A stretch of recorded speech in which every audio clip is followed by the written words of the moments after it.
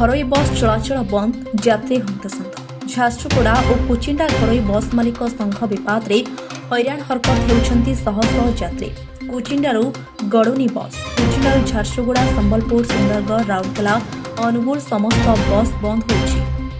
जड़े police ASI दुर्व्यवहार मंतव्य प्रतिवाद में कुचिंडारे घरोई बस चलाचल बंद पर निष्पत्ति नियाଯାଇଛି। एने घरोई बस मालिक संघ पक्षर कुचिंडा उपजिलापाल और उपखंड आरक्षी अधिकारी लिखित भाव अवगत कर बस मालिक संघ सभापति धीरेन्द्र कुमार नायक कहते बुधवार मध्याह्न 12टारे झारसुगुड़ा बस मालिक संघ कुचिंडारू झारसुगुड़ा जाइथिबा नायक घरोई बस को कौनसी कारणरू अटकाई प्रतिवाद स्वरूप झारसुगुड़ा जावाकु गुड़िया नामक बस को कुचिंडा बस मालिक संघ अटक रखिते यात्री मानक अन्य बस को पठाइबा व्यवस्था करथिले। खबर पाई कुचिंडा पुलिस घटनास्थल पहुंची यात्री मानक न अटकाई बस छाड़ी देबाकू कुआड़े कहिथिले।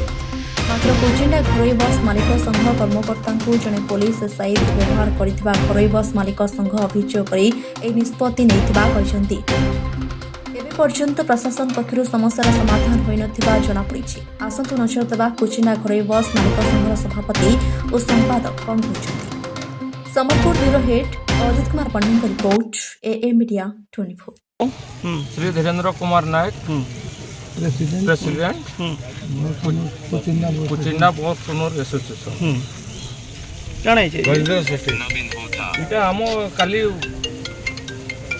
यूनियन झमेला हला झारसुगुड़ा यूनियन आम गाड़ी को अटकैले आम ने गोटे गाड़ी को अटकैलु कि थाना वाले आसिक पुलिस प्रोटेक्शन से गाड़ी को पठेदेले जेहेतु आमर ये उपरे आँच आसला आमर हकर मान को गाली गुलज कले अभद्र भाषा से आज बंद अच्छे बस।